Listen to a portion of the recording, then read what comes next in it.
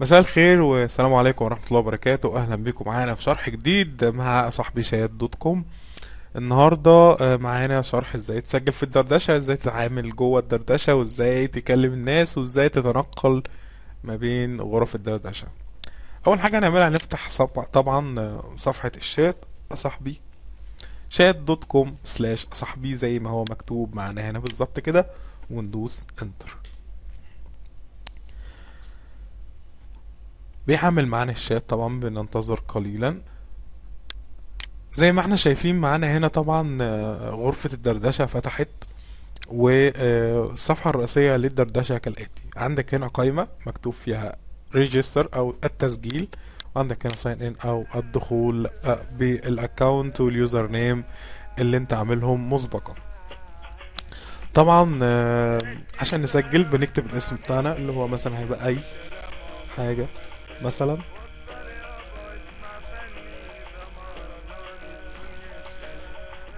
بعد كده بنكتب الباسورد اللي هو هيبقى أي حاجة برضو. بنكرر الباسورد تاني. وبعد كده بنكتب الايميل اللي هو ايميل مثلا مثلا دوت كوم.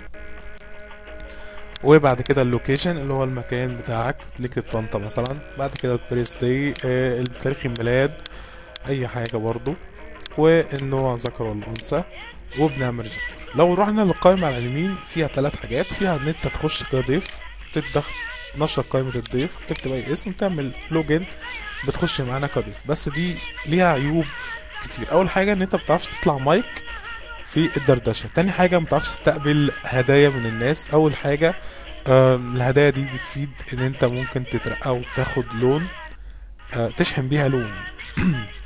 فدول عيبين في الجست. فانت لو انت اصلا مسجل بتخش عادي باليوزر نيم والباسورد بتاعك، وبتعمل تذكرني او ريمبر مي، وبتعمل لوجن. لو انت مش مسجل فينصح ان انت تسجل وتخش معانا، احسن من ان انت تخش ضيف وتتمتع بكل المزايا التانية. فاحنا خلاص كتبنا كل الحاجة اللي احنا عايزينها، بنعمل ريجستر. دخل معانا فتح الدردشة. دي القائمة الرئيسية للدردشة أو صفحة الدردشة زي ما بيقولوا. عندنا هنا قائمة الأعضاء، وهي كالآتي: الأعضاء اللي لونهم أخضر دول هم المسجلين، والأعضاء اللي لونهم أسود دول هم اللي هم الزوار أو الجيستس زي ما بيقول. نفرض إن أنا عايز أخش مثلا لأنجل برايفت أو خاص، أدوس على اسمه وبفتح أول رسالة أو قائمة عندي اللي هي برايفت شات، بفتحها وبكتب الكلام اللي انا عايز اقوله له، وبدوس سند او انتر هكذا. تاني حاجة لو انا عايز امسك اسم انجل في العام، يعني عندنا مثلا مورو ماسك اسم شو سام ريسبكت، عايز امسك اسم انا انجل، ادوس على اسمه كده واعمل بيرسونال مسج واكتب اللي انا عايزه. طب افرض انا عايز اقول انجل حاجة مش عايز حد يعرفها غيره، بدوس على ويسبر مسج. ويسبر مسج يعني رسالة سرية او وشوشة. تمام كده محدش هيشوف الرسالة دي غير انا وانجل بس.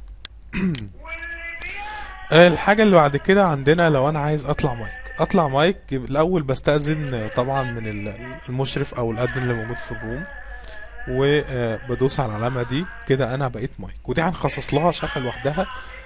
ازاي تفصل صوت المزيكا عن صوتك، ازاي تشغل الستيريو ميكس، ازاي تتكلم لو انت ما عندكش صوت تطلع صوت ازاي، والمشاكل والحاجات دي كلها تحلها ازاي.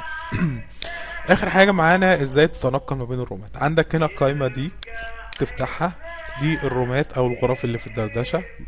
مجرد ان انت بتدوس على الغرفة كده وبتعمل انتر روم كده انت دخلت الغرفة دي. عايز ارجع تاني للغرفة اللي انا كنت فيها، سهلة، يا اما تقفل الغرفة دي من هنا، يا اما تدوس على الغرفة اللي قبليها كده كده انت رجعت تاني، وممكن تقفل الغرفة التانية عادي خالص. ولحد هنا بنتهي اول شرح معانا. كان معاكم شريف محمد من فريق عمل اصحبي شات دوت كوم.